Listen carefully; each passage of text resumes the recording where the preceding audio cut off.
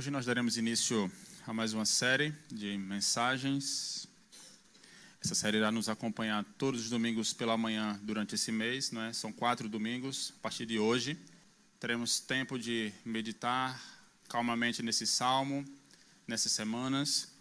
Eu quero ler com os irmãos todos os 14 versos, todo o salmo completo, e faremos isso todas as semanas, não é? Mas certamente vamos nos dedicar a trabalhar alguns versículos em específico. Hoje trabalharemos os versos 1 ao verso 3, e o título da minha fala nessa manhã é Vitória sobre o Medo. Vitória sobre o Medo. Primeiro sermão da nossa série, Abrigo no Temporal. Diz assim a boa e perfeita palavra do Senhor: O Senhor é a minha luz e a minha salvação. A quem temerei?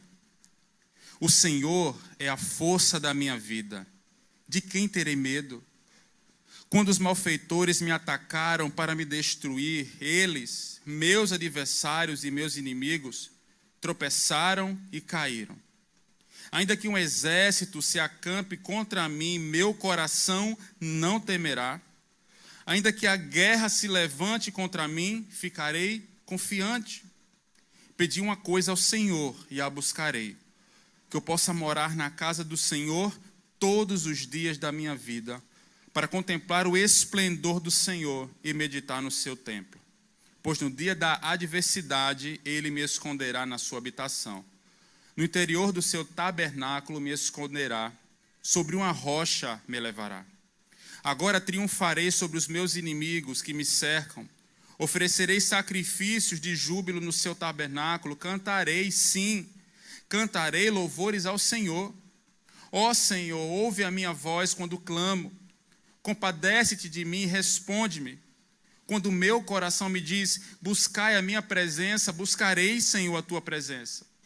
Não escondas de mim o rosto, não rejeites com ira o teu servo, tu que tens sido a minha ajuda. Não me rejeites nem me desampares, ó Deus da minha salvação. Se meu pai e minha mãe me abandonarem, o Senhor me acolherá. Senhor, ensina-me teu caminho e guia-me por uma vereda plana por causa dos que me espreitam. Não me entregues à vontade dos meus adversários, pois as falsas testemunhas e os que respiram violência levantam-se contra mim. Creio que verei a bondade do Senhor na terra dos viventes. Espera pelo Senhor. Anima-te e fortalece teu coração. Espera, pois, pelo Senhor. Vamos orar mais uma vez? Pai, eis a tua palavra aberta e lida, e eis o teu povo. Nós pedimos ao Senhor que o Senhor mesmo nos dê a iluminação necessária para que possamos compreender as verdades contidas na tua palavra. Que o Senhor possa trabalhar em nós nessa manhã, que o Senhor possa tirar de nós todo e qualquer medo, que o Senhor possa ser de fato o nosso refúgio, a nossa viva esperança, como nós cantamos aqui. Ajuda-nos, Pai, em nossa incredulidade. Que o Senhor nos ajude a crer tão somente no Senhor. Ajuda-nos, Pai, é o que nós te pedimos e oramos em nome de Jesus. Amém. Quando eu era criança, a minha família costumava ir à praia de forma recorrente. São as melhores lembranças que eu tenho, inclusive estando com os meus pais, nas belíssimas praias ali de Pernambuco. E o roteiro dessa aventura era sempre o mesmo. Meu pai acordava, olhava a previsão do tempo, ele conferia a tábua de marés, né, para saber se nós iríamos à praia pela manhã ou à tarde, já que deveríamos ir quando a maré estivesse seca, baixa. Quem vai à praia sabe o que é isso, né? E por fim, estando certinho a previsão do tempo, estando certinho a tábua de marés, e sim, ele agora comunicava que nós deveríamos ir à praia, que era um fato comum para nós à época, como eu disse. Mas uma dessas nossas idas à praia, ela me marcou profundamente, porque foi decepcionante para mim, frustrante para mim, eu lembro disso até hoje, porque era uma criança e aquele dia me marcou profundamente. O roteiro, ele seguiu normalmente, era um dia de sol, E muito animados, né, nós entramos no carro, seguimos viagem, mas no meio do caminho, meus irmãos, o céu ficou coberto de uma tempestade. Ficou escuro e nós precisamos, então, voltar para casa. Eu jamais me esqueci daquele dia. Com o passar do tempo, claro, eu fiquei triste naquele momento, hoje apenas me lembro, né? Mas com o passar do tempo eu entendi que as previsões do tempo não passam de previsões. As previsões do tempo não passam de previsões e é bem provável que você também já tinha percebido isso. Isso se agrava quando nós experimentamos algo similar, não em relação à previsão do tempo e à praia, mas em relação à nossa própria vida. É bem provável que você já tenha se decepcionado e até se frustrado quando algumas de suas expectativas são quebradas ou quando determinada situação que você achava que tinha o controle, mostra que você não tinha o controle de absolutamente nada. Basta você receber uma ligação da sua empresa dizendo que você foi desligado, olha, não precisa nem vir hoje, porque nós precisamos desligar algumas pessoas e você foi uma delas. Basta o término de um relacionamento para que o seu mundo, desmorone. Basta uma enfermidade, basta a economia desmoronar, basta um outro governante assumir o poder. Basta um incidente, basta um acidente para nos mostrar que apesar dos dias ensolarados, uma hora o tempo vai virar e o temporal chega, porque assim é a nossa própria vida. Quem dera se a nossa vida fosse apenas dias ensolarados, dia para se ir à praia tranquilamente, aproveitar com a família. Não são apenas dias assim. A nossa vida também tem densas e fortes tempestades.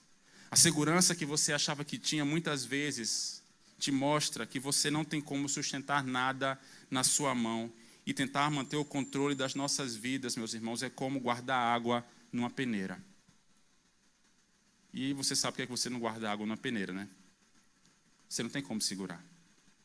Nós vivemos em um mundo falido por conta do pecado, e neste mundo há coisas e situações que jamais nós vamos compreender plenamente.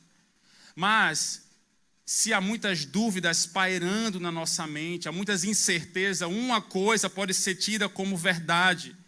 É a verdade de que existe um Deus de graça que vai ao encontro dos seus filhos em momentos de trevas e dificuldades. Em Deus nós temos descanso quando parece que não há onde se abrigar, que não há onde encontrarmos repouso. É somente nele, em Deus, que nós encontramos um abrigo, um verdadeiro abrigo no temporal. E é por isso que meditar no Salmo 27 é tão importante para nós. O Salmo 27 é um dos salmos mais conhecidos de toda a Escritura. É provável que em nossa leitura você tenha reconhecido aí alguns versículos que são familiares para você. Talvez na sua Bíblia alguns versículos desse salmo estejam até marcados, grifados, porque você conhece esse salmo. Esse salmo faz parte das nossas liturgias, faz parte das nossas devocionais e faz parte até das nossas orações. E é neste salmo maravilhoso que assim como todo saltério, o salmista não esconde as suas emoções, como ele também não esconde a realidade difícil da vida, mas ao mesmo tempo ele nos encoraja com o fato de que há um Deus que vela por nós. É muito bom quando lemos os salmos e nós percebemos, olha, isso aqui é para mim, isso aqui parece comigo, eu estou passando por essa situação, uma situação parecida. O sentimento, a emoção que eu tenho agora é a emoção descrita pelo salmista nesse salmo, porque como disse João Calvino, no saltério nós temos estampada as mais diversas emoções humanas. O salmista não esconde as suas emoções, o salmista nesse salmo não esconde a realidade difícil da vida, mas ele também não esconde o fato de que há um Deus que vela por nós. O homem que escreveu esse salmo foi Davi. E pelo tom da nossa leitura, pelo tom desses versículos, você deve ter percebido que Davi não estava passando por dias ensolarados. Davi ele estava nitidamente sob ataque aqui. Ele foi alguém que encarou grandes desafios e lutas nesse mundo caído. Nós não podemos afirmar qual era o real contexto enfrentado por ele ao escrever esse salmo. Alguns vão sugerir que o Salmo 27 foi escrito quando Davi estava fugindo de Saul, ainda antes de assumir o seu trono, o trono como rei. Saul perseguiu a Davi ferozmente. Outros sugerem que Davi escreveu enquanto ele fugia do seu filho Absalão, que o perseguiu para tomar dele o trono, para matar Davi. E Davi precisa sair, então, foragido do templo, fugido ali, descalço, a cabeça coberta para não ser visto e então ser capturado e morto, porque era isso que seu filho queria fazer com ele. Ainda aqueles que digam que Davi escreveu esse salmo quando os filisteus, descendentes de Golias, tentaram matar Davi no final da sua vida, e eles não conseguiram porque um dos seus braços direitos foi lá e matou o gigante que queria matar Davi. 3 contextos bem difíceis. Independente de qual contexto esse salmo tenha sido escrito, todas essas situações eram graves e certamente mexeram com as emoções mais profundas de Davi.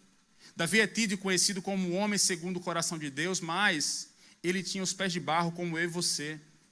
Era um homem que, se beliscasse em Davi, iria doer, iria machucá-lo do mesmo jeito. E nesse salmo nós enxergamos Davi desnudando a sua alma e apresentando seus temores diante do Senhor, seus apelos diante do Senhor, mas também demonstrando a profunda confiança e segurança em Deus. Isso fica nítido quando nós contemplamos a estrutura desse salmo. Se você é uma pessoa que gosta de rabiscar a sua Bíblia, eu convido você a rabiscar agora.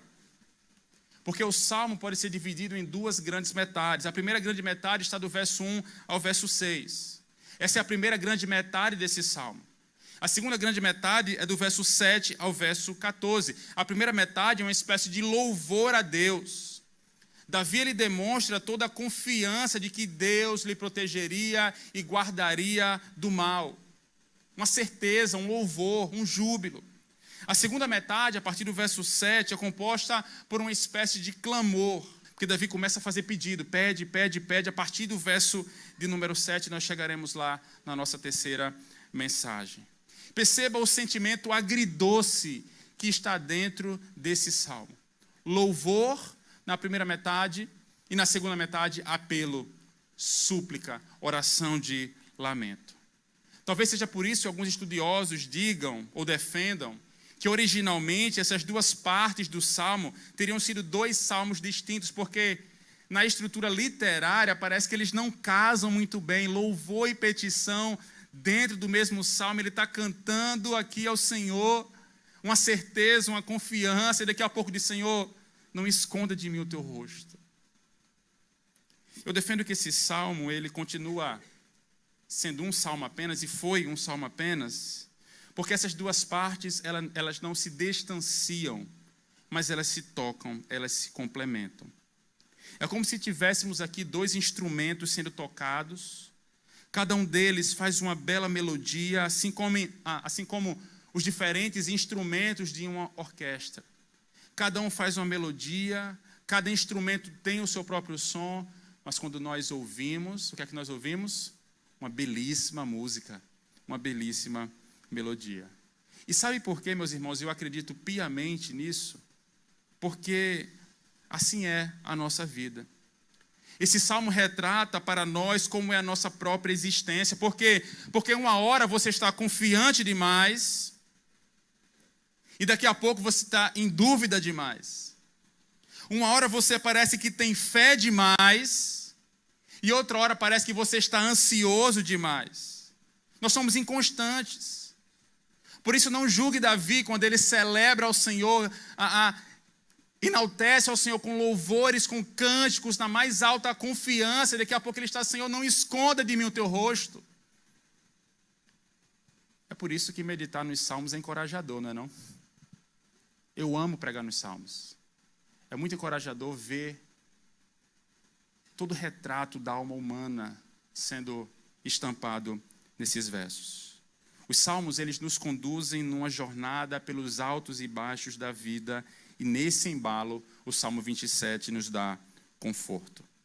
Aqui nós temos um homem que não esconde seus sentimentos, suas limitações, mas se coloca tudo diante do Senhor e que confia no Senhor, mesmo passando por dificuldades que ele sozinho não tem a capacidade de se desvencilhar.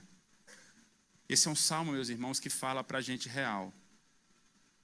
Esse é um salmo que fala para a gente real, gente que vive a vida de verdade.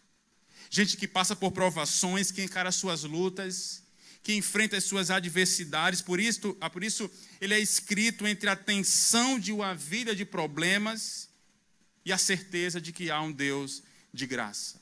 É um salmo que fala de perigo, mas que fala com poder e simplicidade da segurança que pode ser encontrada no Senhor. Por isso, se esse é um salmo para gente de verdade, gente que enfrenta os seus problemas de verdade nessa vida, então esse é um salmo para mim e para você. É por isso que esse salmo serve para nós como uma espécie de abrigo, quando o momento em que estamos passando está coberto com densas nuvens e um forte temporal ou uma grande tempestade vem sobre nós. E talvez você diga assim, pastor, olha, eu acho bonito isso que você está falando, eu acho interessante essa questão, mas eu estou passando tão bem.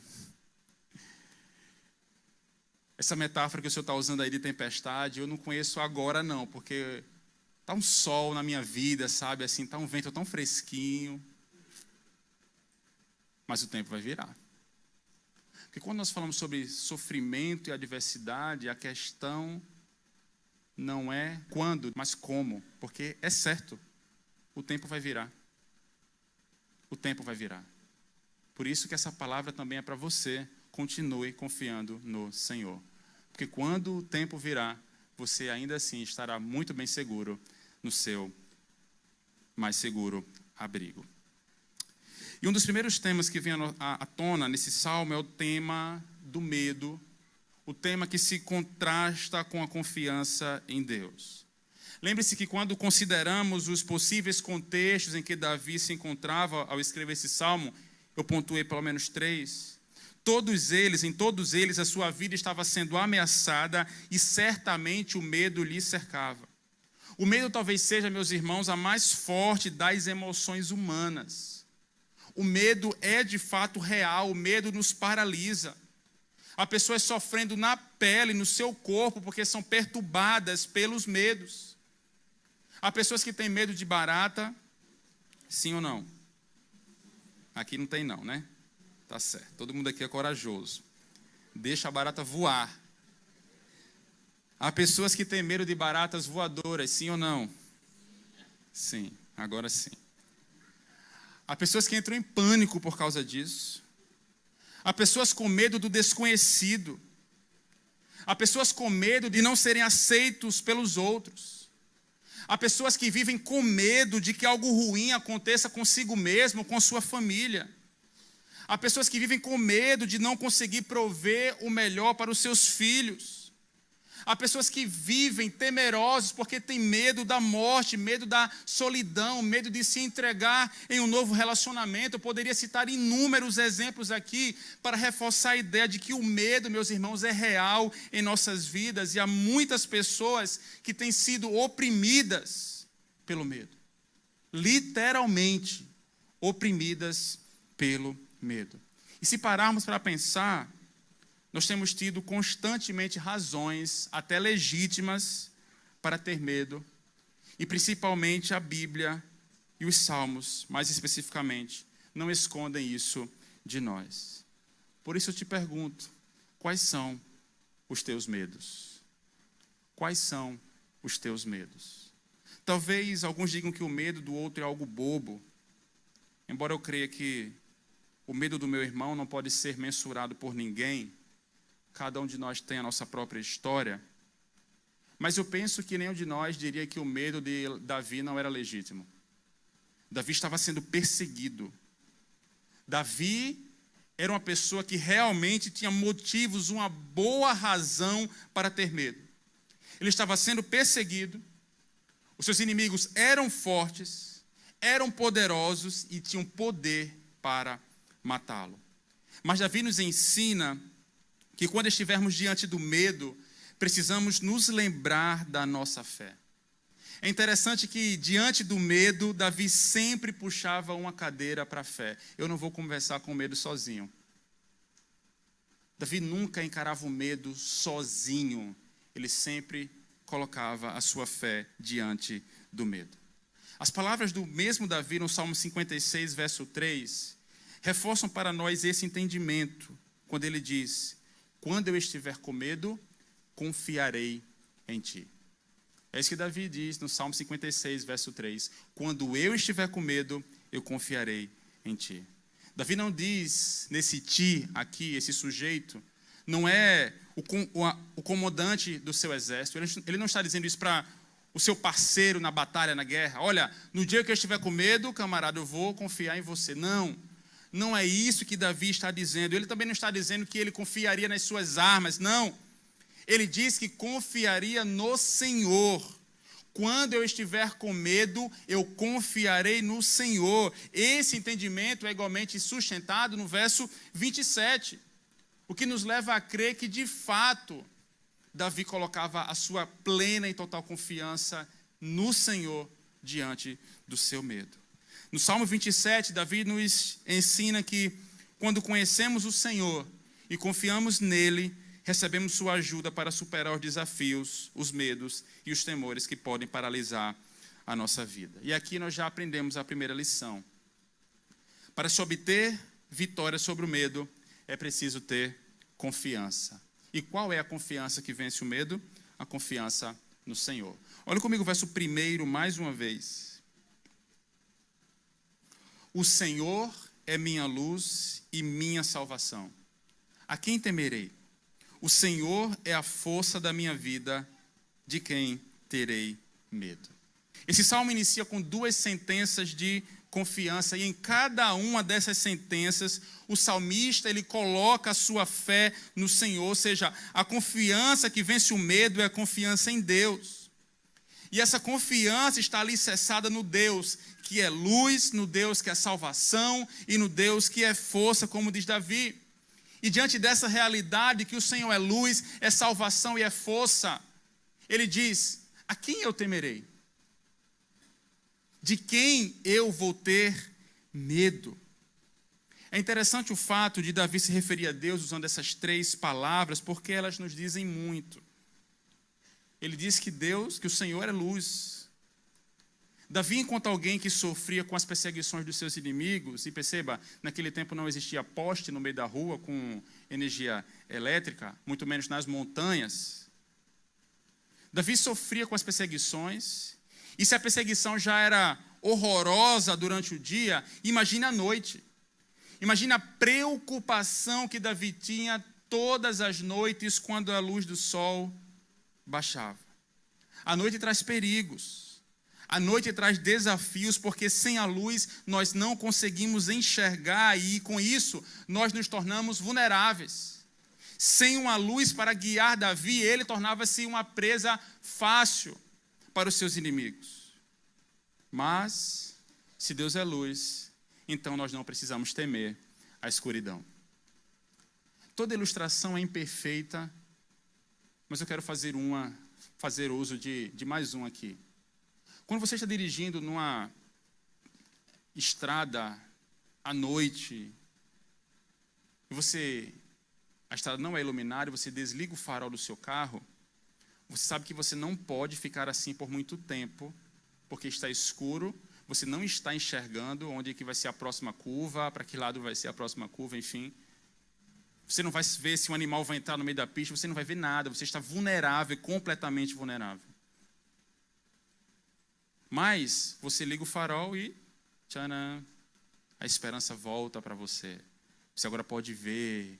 E isso te deixa seguro naquela estrada. Você pode transitar agora tranquilamente, porque você tem a luz. É nisso. E nisso nós podemos concordar. A luz faz uma grande diferença no escuro, meus irmãos. A luz faz uma grande diferença no escuro. E o salmista diz: o Senhor é luz. É claro que Davi aqui está usando de uma metáfora para descrever o bem e a segurança que a presença de Deus fazia para a sua vida. Davi está dizendo que o Senhor faz um bem para ele, é como uma luz, ele faz um bem para ele à noite. É a segurança dele à noite. Deus não é uma espécie aqui de lamparina que aparecia diante de Davi todas as noites, ou algum tipo de óculos infravermelho que ele poderia ver à distância os seus inimigos chegando. Não. Certamente Deus era como uma luz que o ajudava a discernir o caminho da justiça, da retidão, e o auxiliava a enxergar para além do medo. A luz do Senhor nos auxilia a enxergar para além do medo. Você já viu uma criança com medo? Esses dias, a nossa vizinha lá tem um... Eu nem sei que raça é aquele cachorro lá, mas é bonzinho, tá? O cachorro. Mas Teodoro foi sair assim e parou em frente à porta da vizinha, que é de vidro, e ele viu o cachorro e começou a chorar assim profundamente, transtornado, porque ele viu um cachorro no espelho. Na verdade, eu não sei se ele chorou porque ele viu o reflexo dele ou porque viu o cachorro, mas eu acho que foi o cachorro. Que o bichinho parece com o pai. Mas o fato é que ele se vira e vem correndo para mim, eu pego ele ali no colo, ele para de chorar, e agora nós vamos para o tratamento, né? Nós vamos enxergar agora para além do medo. Vamos lá. O que é que está acontecendo aqui? Nada, meu filho. Só tem um cachorro atrás do vidro. Ele não vai tocar em você. Percebe? Uma luz é uma segurança, não apenas para você enxergar fisicamente, mas para te auxiliar a enxergar para além do medo e da adversidade. Deus, ele traz claridade, ordem, entendimento, enquanto as trevas e a escuridão nos confundem e nos amedrontam. Para além do medo, nós podemos enxergar que é um porto seguro onde podemos ancorar a nossa alma, e esse porto seguro é o próprio Deus. Portanto, Deus é luz. O salmista também vai dizer que Deus, ele é salvação. Ele descansa aqui no fato de que o Senhor é a sua salvação. Isso era o que Davi mais ansiava. Davi, naquele contexto de perseguição, ele desejava, o que ele mais queria era se ver livre dos seus inimigos, e a certeza inabalável no coração do salmista era de que o Senhor o salvaria. Foi por causa dessa certeza que ele disse: a quem eu vou temer se o Senhor é a minha salvação? A vitória é certa. Pense por um momento em como essa convicção, meus irmãos, conforta o coração de um homem amedrontado. O Senhor Deus é salvação. Pense em como essa certeza animou o coração de Davi. Ele não estava dizendo aqui que os seus recursos eram a sua salvação, mas o Senhor é salvação. Por isso ele pôde dizer: se o Senhor é minha salvação, a quem eu vou temer? A quem eu vou temer? Davi ainda diz que Deus é a sua força, a força da sua vida. A palavra para força aqui tem um significado de um lugar seguro, um lugar de proteção. É por isso que algumas versões, talvez seja a sua, traduzem por: Ele é a fortaleza da minha vida. E perceba, diante da situação adversa e do medo, é normal que nos sintamos amedrontados, fracos. Nossas forças vão embora, mas ainda assim não precisamos temer por conta das nossas fraquezas, pois a nossa força está no Senhor. A fortaleza do salmista é o Senhor. Não eram as montanhas, os montes em que ele se escondia, as cavernas em que ele habitava, não. É o Senhor. Certamente isso nos dá plena e total segurança. Portanto, para vencer o medo, meus irmãos, é preciso nos apropriar da verdade de quem é Deus. Quem é Deus? O salmista não tem medo aqui porque ele é mais esperto, porque ele conhece melhor o terreno. Davi não diz: olha, eu não tenho medo porque eu conheço muito bem a geografia desse lugar, porque eu sou mais inteligente do que os meus inimigos, ou porque eu sou mais forte do que eles. Não. Ele não teme porque o Senhor é luz, o Senhor é salvação, e o Senhor é a fortaleza da sua vida. Veja que convicção do salmista. Isso é verdade porque nada nessa vida tem a prerrogativa em si mesmo de ser segurança e refúgio para ninguém. Nós não possuímos dinheiro, nós não temos contato suficiente ou sabedoria suficiente para abrir a boca e dizer: se eu tenho isso aqui, eu não vou temer mais nada e nem ninguém. Há tolos, pessoas ignorantes que dizem: com o dinheiro que eu tenho no banco, está tranquilo. tenho medo de ninguém, não. Basta só um vírus, uma bactéria, algo que só se vê num aparelho, para você perceber a fragilidade do ser humano. Nós não podemos ser tolos a esse ponto, meus irmãos. Não temos nada nessa vida e nunca teremos. Por mais dinheiro que você tenha, por mais contatos que você tenha, por mais sabedoria que você tenha, por mais esperto que você seja, você jamais pode dizer, se eu tenho isso aqui, a quem eu vou temer? O homem que diz isso, fundamentado em seus recursos pessoais, está fadado ao fracasso e à vergonha, porque nada nessa vida pode nos dar plena e total segurança. Segurança de verdade só tem quem tem relacionamento com o Senhor. Segurança de verdade só tem quem conhece ao Senhor e tem relacionamento com Ele. Você quer ver uma coisa? Olhe comigo mais uma vez o verso 1 e nós veremos que Deus é salvação, é luz, é força, mas para quem? Para aqueles que se relacionam com Ele. Vamos ler todos juntos o verso 1? O Senhor é a minha luz. Olha o que você acabou de dizer. O Senhor é a minha luz, a minha salvação. A quem temerei? O Senhor é a força da minha vida. De quem terei medo? Davi não sabia por terceiros quem Deus era. Davi não sabia porque ele viu num filme da Netflix ou porque alguém disse alguma coisa para ele. Não. A certeza que Davi tinha da confiança inabalável no Senhor vinha porque Davi experimentava um relacionamento pessoal com o Senhor. Ele diz, o Senhor é a minha luz. O Senhor é a minha salvação. Ele é a fortaleza da minha vida. A confiança de Davi não é a confiança de alguém que confia porque ouviu, mas a confiança de um filho que sabe que pode contar com seu pai quando a coisa apertar. Eu gosto de usar exemplos dos meus filhos porque eles são muito engraçados. E eles ficaram doentes agora em dezembro, né? Passaram quase todo um mês, a gente foi ver para o hospital algumas vezes e tirou sangue algumas vezes também. Você sabe como é uma criança para tirar sangue, né? É bem tranquilo, né? Recomendo a todo mundo segurar uma criança um dia, quando essa criança precisar tirar sangue. Mas Tito uma vez foi tirar sangue e ele deu um show, né? Um show assim, cinematográfico. E eu estava do lado de fora da porta, porque eu apenas consolo, né? A mãe passa e o pai consola. E ele gritava assim, meu pai, meu papai, eu quero o meu paizinho. E eu querendo, meu Deus do céu. É a confiança de um filho que sabe que pode contar com seu pai.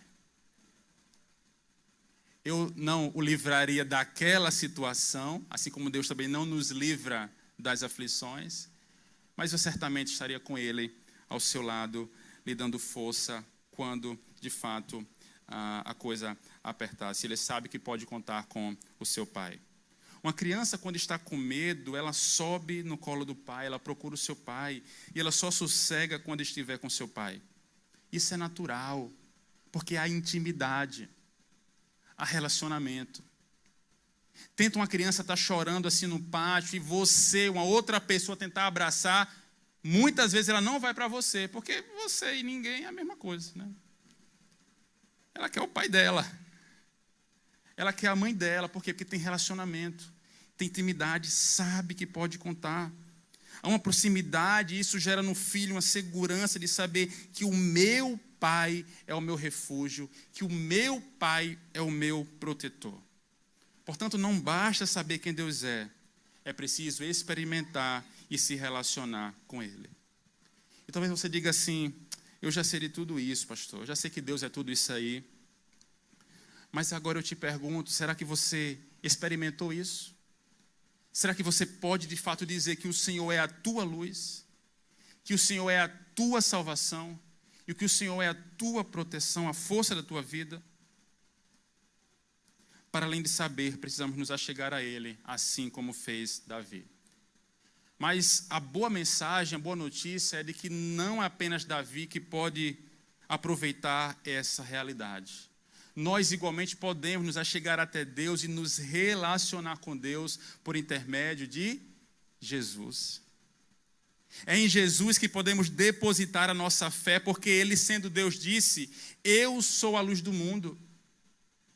Quem me segue nunca andará em trevas, mas terá a luz da vida. O próprio Jesus disse: eu sou a luz do mundo. E é interessante que o Salmo 27, quando o salmista diz que o Senhor é minha luz, é a primeira vez na Escritura que Deus é relacionado à luz. É dito que Deus é luz, é a primeira vez na Escritura. E no Novo Testamento nós vemos o Filho de Deus, Jesus Cristo, dizendo que eu sou a luz do mundo. Quem me segue nunca andará em trevas, na escuridão, mas terá a luz da vida. É interessante que na Bíblia o termo trevas aponta tanto para o mal, para o pecado, quanto a ignorância. Ou seja, quem anda longe de Jesus, desconectado de Jesus, anda em trevas, na maldade, no pecado e na ignorância, no sentido de desconhecedor, ignorante, no sentido de desconhecedor da realidade espiritual. Esse é o estado da pessoa que vive longe de Jesus. Mas ele diz: eu sou a luz do mundo, e quem me segue nunca andará em trevas, mas terá a luz da vida. Quem abraça a realidade que Jesus é a luz do mundo não anda mais na escuridão, não anda mais no pecado, na ignorância, porque tem a luz da vida. Os seus olhos estão abertos e seus caminhos iluminados para uma nova realidade. Cristo é o nosso Redentor. Ele veio ao mundo e nos trouxe um amanhecer de um novo dia. Ele é, de fato, a luz do mundo, aquele que veio dissipar as trevas do pecado, do nosso próprio coração. Nele, nós temos um abrigo seguro. Portanto, se você anda perdido nas trevas, na escuridão, tateando e não sabe para onde ir, ignorante diante das realidades espirituais, siga a luz do mundo. Abrace a realidade que Jesus é de fato o Messias, o Filho de Deus, aquele que veio para dissipar o nosso pecado e nos dar um novo amanhecer. Igualmente, podemos nos relacionar com Deus por intermédio de Jesus, porque Ele é a nossa salvação. Jesus é a nossa luz, Jesus também é a nossa salvação. Ele mesmo disse em João capítulo 3, verso 16, um texto conhecidíssimo: porque Deus amou o mundo de tal maneira que deu seu Filho unigênito, para que todo aquele que nele crê não pereça, mas tenha a vida eterna. Esse texto é claro como a luz do sol. Quase a gente não precisa explicar esse texto. Deus amou tanto o mundo que Ele entregou o seu único Filho para que todo aquele que nele creia no Filho de Deus, não pereça, mas tenha a vida eterna. Ou seja, Jesus é a nossa salvação. Mas não uma salvação terrena como esperava Davi. A salvação que nós temos em Cristo Jesus é a salvação dos nossos pecados. A salvação não nos permite perecer espiritualmente. Paulo diz em Efésios capítulo 2 que nós estamos mortos em nossos delitos e pecados, mas Deus, que é rico em misericórdia, nos amou tanto que nos deu vida juntamente com Cristo. Ele vai dizer: pela graça sois salvos. Pela graça sois salvos. Jesus é de fato o nosso Salvador. Podemos passar por problemas, adversidades aqui, medos, temores que podem nos atacar, mas nós não tememos, porque sabemos que, mesmo que sejamos tragados nessa vida, ainda assim não será o fim, porque nós temos a salvação por meio de Cristo Jesus. Se depositarmos a nossa confiança em Cristo Jesus, nós temos a vida eterna.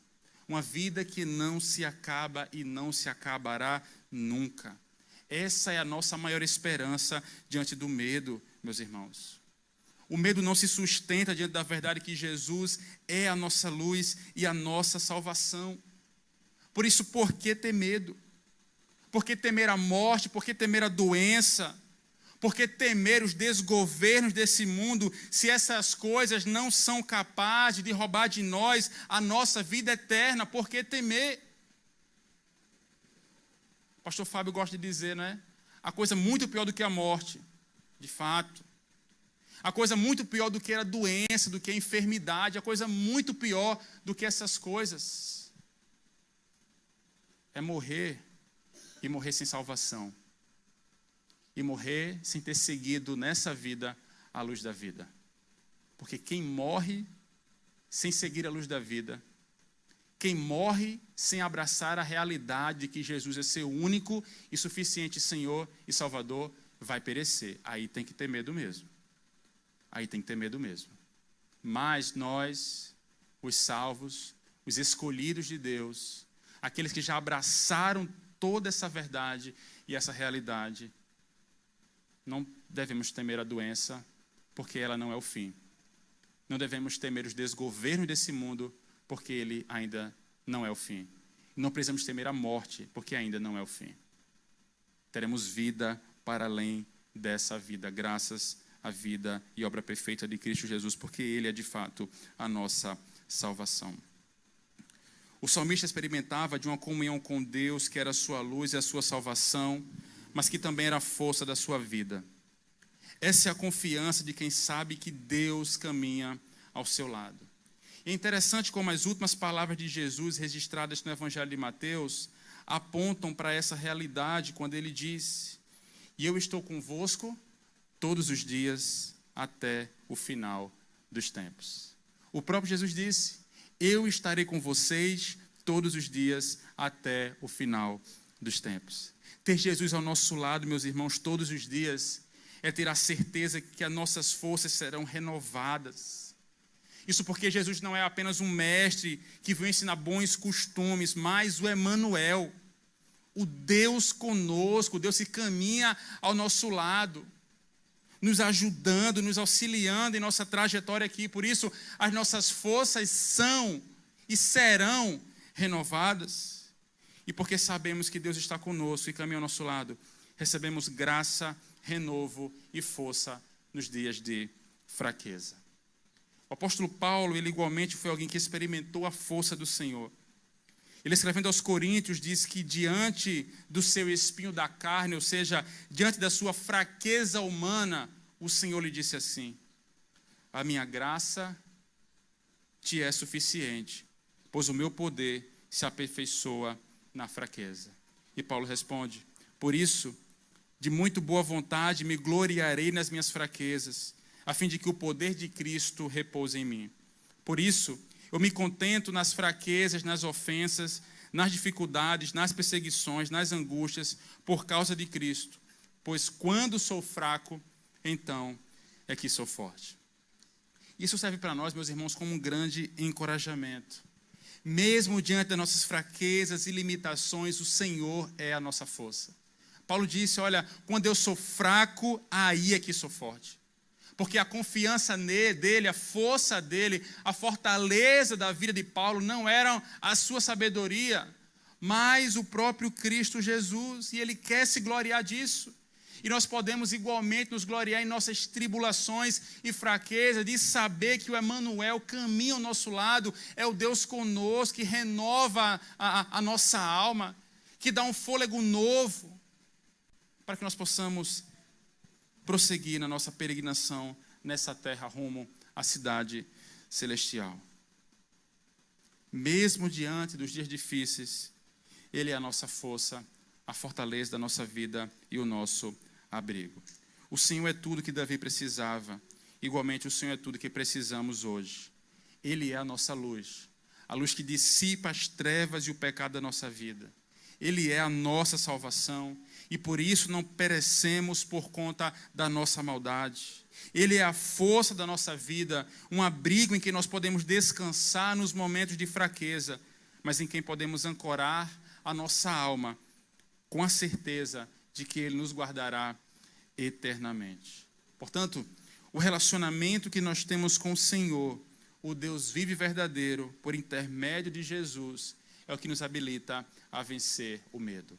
Não basta saber quem Deus é é preciso se relacionar com Ele por intermédio de Jesus.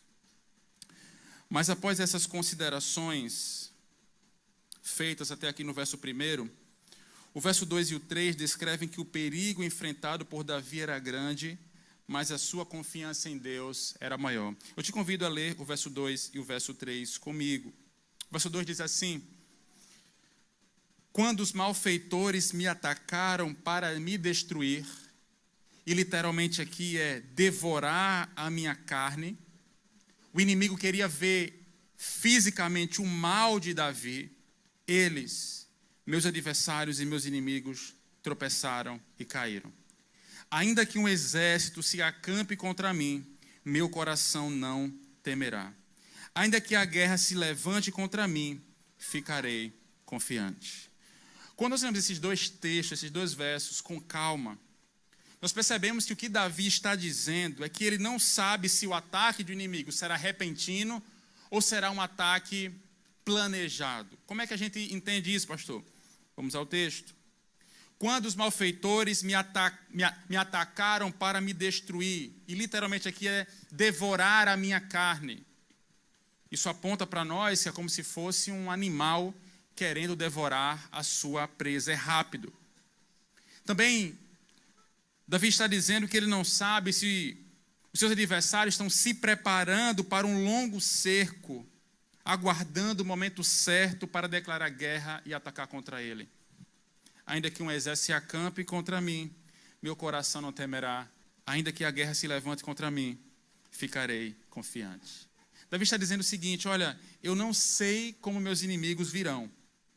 Eu não sei como meus inimigos virão para me atacar. Mas mesmo sem saber, Davi se mantém confiante numa só certeza, que é a certeza de que os seus inimigos tropeçarão e cairão. É aqui que reside a esperança dele. Os seus inimigos não levarão vantagem sobre ele. Eles já estão fadados à derrota. Se fosse em nossos dias, talvez Davi entoasse o hino 314 do cantor cristão, que diz assim: lutas sem cessar, hei de atravessar, descansando no poder de Deus. Não me deixará, mas me susterá, descansando no poder de Deus. Davi enfrentou muitas lutas, mas ele descansava no poder de Deus. Ele sabia que Deus o sustentaria a todo instante. Por isso ele diz: olha, eu tenho certeza que meus inimigos tropeçarão e cairão. As lutas são inevitáveis. O medo vem sobre nós, é verdade. Enquanto vivermos nesse mundo, enfrentaremos as nossas batalhas, mas o medo jamais pode nos paralisar. Ele deve nos levar até Deus. Como eu disse, o medo é uma questão de fé, de confiança nos Deus que é luz, que é salvação e força. É por isso que o salmista diz: ainda que eu seja atacado repentinamente, ou ainda que um exército se levante, planeje me atacar, eu não vou temer, porque eles tropeçarão. Agora, talvez alguém diga assim: mas pastor, será que essa confiança não é a confiança de alguém irresponsável diante da realidade que o cerca? Não. Essa é a confiança de alguém que sabe que tem o Senhor e que precisa do Senhor ao seu lado. Como diz o autor do hino que acabei de citar: lutas hei de atravessar. Isso é uma certeza, mas eu descansarei no poder de Deus. Davi não sabe como a adversidade virá sobre ele, mas ele tem a certeza de que o seu Senhor é muito maior. É aqui onde reside a esperança do salmista em Deus. Eu creio que todos os salmos, eles apontam de alguma maneira para a obra perfeita de Cristo Jesus. Não apenas os salmos messiânicos.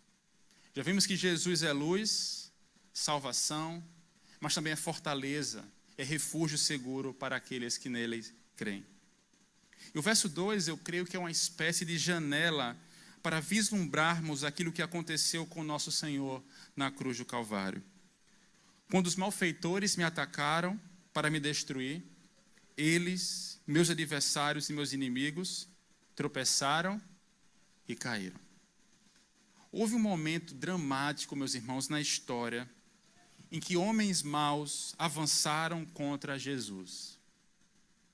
Esses homens atacaram Jesus, espancaram Jesus, cuspiram Jesus, colocaram Jesus numa cruz, na pior sentença que um homem poderia receber naqueles dias, e achavam que tinham tido êxito na empreitada de matar o Senhor. Olha, nós conseguimos. Esse aí que é o rei dos judeus, agora está numa cruz. Se você é de fato rei, desce daí. Caçoaram, num tom jocoso diante dele. Mas os inimigos não venceram. Os inimigos tropeçaram e caíram.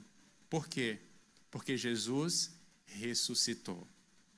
Tudo isso estava dentro dos planos de Deus. Esse foi o maior tropeço para as forças das trevas.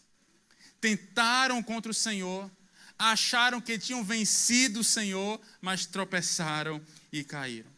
A sua morte seria um triunfo de vida eterna para todos aqueles que nele creem. Por quê? Porque Jesus ressuscitou e aqui reside a nossa maior esperança. O fato de que Jesus ressuscitou, portanto, o inimigo realmente tropeçou diante da cruz e não Cristo Jesus. Foram os seus inimigos, os inimigos do filho de Davi, que tropeçaram e caíram diante da cruz. Os nossos inimigos, o diabo, o pecado, as forças do mundo e a morte, tropeçaram diante da cruz para que a nossa esperança nunca viesse a tropeçar e cair.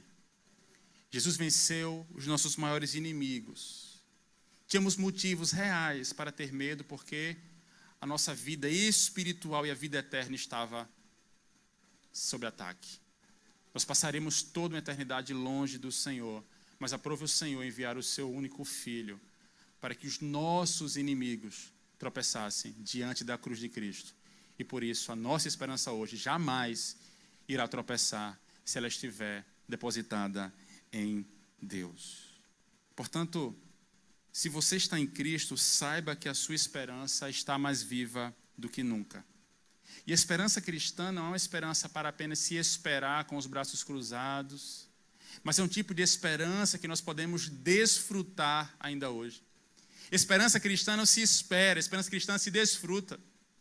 E porque o Senhor ressuscitou, nós temos viva esperança, como nós cantamos aqui hoje, nessa manhã, e por isso nós podemos confiar nele e celebrar, desfrutar dessa verdade ainda hoje. Portanto, por mais que o medo se levante contra nós, ele pode tropeçar e cair quando nós puxarmos uma cadeira e colocarmos a nossa fé diante do nosso medo.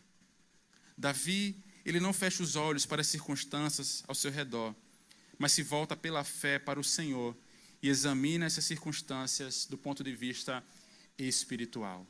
E é assim, meus irmãos, que nós devemos viver a nossa vida aqui. Se ressuscitastes com Cristo, olhai para as coisas que estão no alto, onde Cristo Jesus está à direita de Deus Pai. Colossenses 3, verso 1. Precisamos olhar para cima, olhar para o alto. É interessante que no Novo Testamento os evangelhos listam cerca de 125 imperativos emitidos por Jesus. 125 imperativos. Destes 125, 21 imperativos nos exortam a não ter medo, a não temer, a ter coragem ou ter bom ânimo. O que isso nos diz? Isso nos diz que Jesus, ele levava a sério nossos medos. Ele disse, olha, não tenham medo, tenham coragem, tenham bom ânimo. Porque o medo é real, meus irmãos, é uma emoção, um sentimento forte que pode causar um caos em nosso coração. E diante disso a pergunta é, o que nós fazemos com os nossos medos? Será que nós temos nos entregado a ele? Será que nós apenas queremos fingir que nós não temos medo nenhum? Tentamos enfrentá-los com coragem? Não, eu sou capaz, eu vou enfrentar isso aqui. Ou será que nós nos voltamos ao Senhor? Saiba que nos voltar para o Senhor é tudo o que mais precisamos quando estivermos esmagados pelo medo. Porque o Senhor é a fortaleza da nossa vida e Ele mesmo disse, eu estou com você. Portanto, não devemos temer o medo, mas temer ao Senhor. Não tema o medo, tema ao Senhor. Precisamos trazer à memória aquilo que o Senhor é para nós. Todos nós queremos um lugar seguro para nos esconder. Todos nós queremos um lugar para correr. Todos nós, em algum momento da nossa trajetória, buscamos um abrigo. Para onde você corre em busca de refúgio quando você é assaltado pelo medo e pela adversidade? Para onde você vai quando a tempestade vem sobre a sua vida? Será que você tem corrido para o celular? Para o seu relacionamento? Para Netflix? Bebida, droga, comida? Onde você tem se refugiado? Lembre-se que todas essas coisas não têm a prerrogativa em si mesmo de te dar plena e total segurança. Há apenas um único e verdadeiro refúgio, pois qualquer outro pode falhar conosco. Mas o Senhor, o nosso Deus, é a fortaleza mais confiável do mundo. Ele tem o poder não apenas de te proteger, mas também tem a graça para restaurar a sua alma. Ele dá força ao cansado, ele dá ânimo ao medroso, ele alegra os tristes. Ele é o refúgio dos refúgios, onde você pode depositar a sua esperança, não apenas nessa vida, mas para além dessa vida.